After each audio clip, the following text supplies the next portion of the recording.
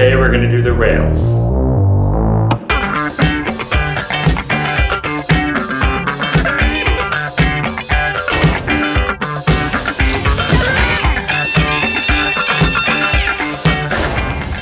There's a cool little tool that I learned from watching John Pizel shape a surfboard.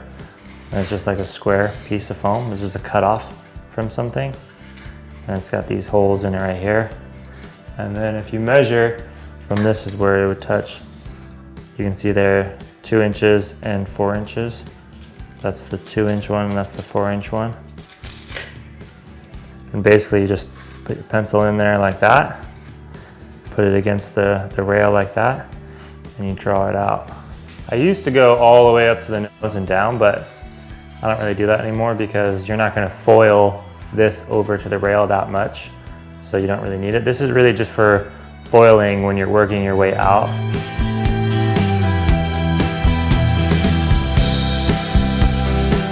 And distance away from the tail, and then from the nose, probably over a foot. 2 hands. This is really so you can blend it. So when you get this, the line over here, you can blend it like that. And then after, once we blend that, you can go into the 4-inch mark and you just blend that over like that. I'll show you.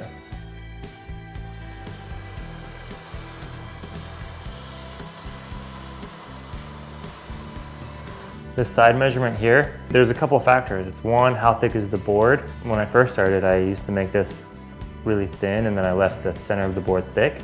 And then you'd get this domed out board and it was a little weird. So one thing is you look, okay, this is where it's at now. How far down from there do you want to go? But also, you don't want your rail to be too fat. You don't want it to be too thin. I think I'll probably go an inch, 1.25 inches, looks good. If I go 1.25 inches, I'll have 3/4 of an inch to blend over basically, which I think should be fine. This is another thing just for consistency really. Now this measurement can change, but I'm putting this mark so I can measure on the left rail and on the right rail the same depth. So then it's just more consistent. So when you're feeling the board in the end, both sides are gonna be the same thickness. In the middle, let's see, like right here. And then I'll do 12 inches or so from the back. So you line it up there from the middle and you go out 1.25. The other side now you're gonna line it up the same spot. It's always easier to take off more foam later. So if you're not sure on the measurement you wanna go, leave yourself a little bit extra foam so then later you can go down a little bit more if you want. And then we're gonna go up to the front mark up here. Typically I'll do like 1 inch. It's just kind of what I do. Then we'll mark the same on this side.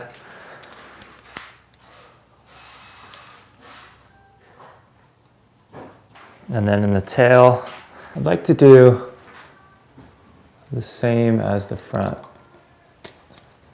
Put an inch right there as well.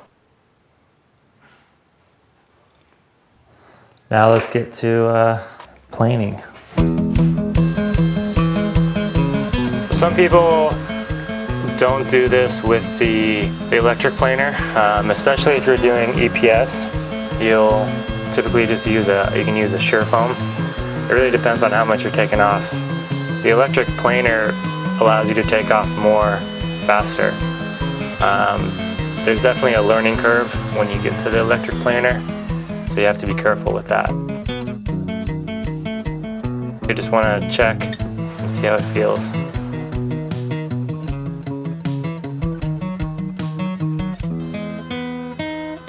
And then also you can see here that this isn't perfect. You know, like this first one is really just getting down some of the foam.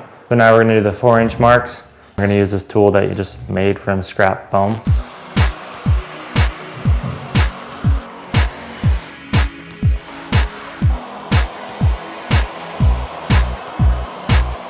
I don't wanna hit this edge over here. You already brought it down to this level that you marked right there. You don't want to go further than that. This is going to be blending this to here. Blending that to there, rounding that out. If you're right-handed, It's easier to do it this way. If you're left-handed, you'll probably go the other way. So I'll go from the nose to the tail on one side, and then I'll go from the tail to the nose on the other, simply because that's my dominant hand. I like to steer with my left and pull the trigger with my right. Obviously, you're gonna take it down to a certain degree with the electric planer, and you're gonna touch it up with a block right here. This is really just a block of wood with some 40 grit sandpaper. It's a really easy tool. The learning curve on this is basically 0, so a lot of people can pick this up really quickly. And then here you're just looking at the shadows, right? So it's all about the shadows. These lights are a little high because they're designed for a paddleboard, which is going to be thicker. So on this board, you pick it up a little bit to see the curvature of the board, and you can see if there's any dips or any places you need to take down, any high spots. The one thing that you want to remember too is to not chase things with too low a grit sandpaper. So if you look at this board, there's still some imperfections in the deck, but I don't want to chase it. I don't want to try and perfect it with 36 grit, because then I'll end up taking down too much. We were foiling the deck, or the rails on that one, and now we're actually going to round the rails out.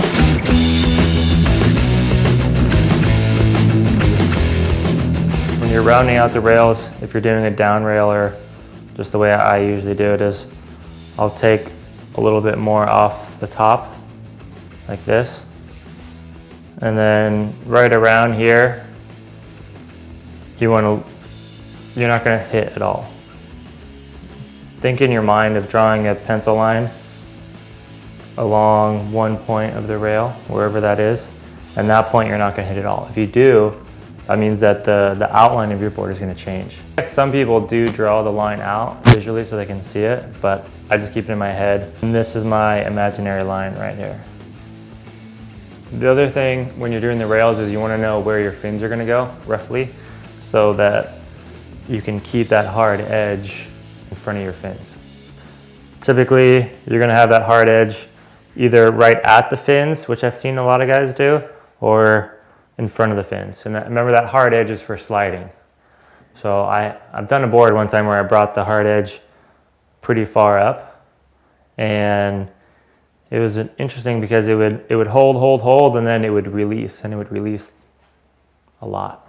So I'm gonna set my back fin right at 2.5. And I'm gonna set my front fin right at 10.25. I'll typically go 1 inch from the rail, see right there? And then I'll put about 1/4 inch toe in to it.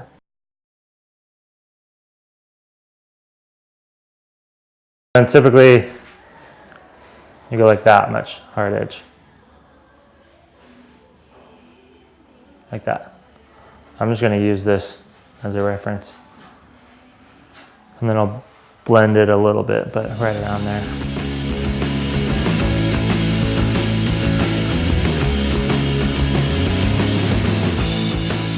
For me, I'm not comfortable doing the electric planer. It would just take off too much, and you really don't have that much to take off. I really prefer the Surform here. Just works really good. You can really see what you're taking down pretty quickly and fine tune it just with that tool. It's a Surform. You can just hold it like this. What I found is that I like to get it pretty close to where I want with the Surform. And the other reason why is because when you're doing with this, you don't really know the angle as much that you're going with, you know? Whereas when I do it with this, I can leave this part untouched. I can see where I'm not touching, you know? So I leave this part untouched, and then when I flip it over and do the bottom, then I'm joining it. I'm joining this to whatever part I leave that line. A lot of times people will go completely like that, And I'll do that for the very last one, or last two maybe.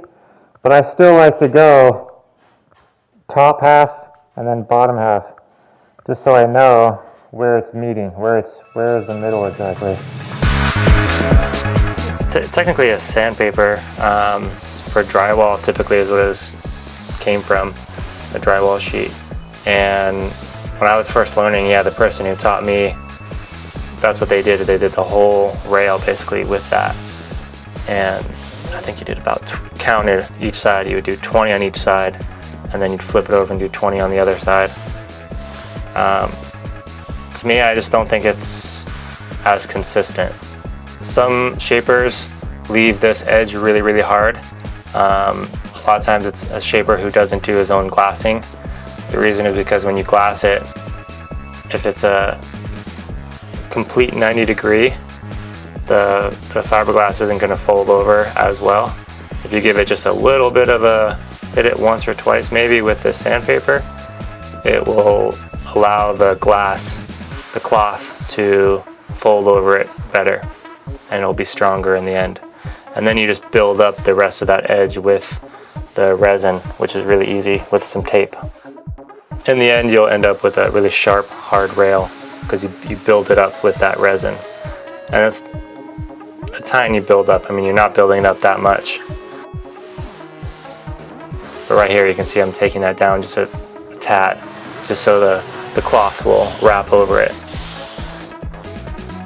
You know, back in the 90s and everything, they used to leave their noses really, really sharp. There was a couple of lawsuits where the board hit someone, hurt them. So now, yeah, a lot of guys will blunt the nose so that if it does hit someone, it's not as dangerous. And I mean, really, the performance isn't gonna change that much, so it's kind of a smart thing to do. This is just a block of foam here, and then a light sandpaper, so like a 220 right here. And the theory is that if you go with a lighter sandpaper, you'll get less resin to soak in there, so the board will be lighter. Also, you want to take down the stringer as much as you can. It's really smart to do that as one of the final steps, because what happens is if you leave it as a high point, the cloth will go over it, and then when you're sanding, you'll sand through the cloth. So you really want the stringer to be taken down. Otherwise, when you're sanding it, you're going to sand through the cloth.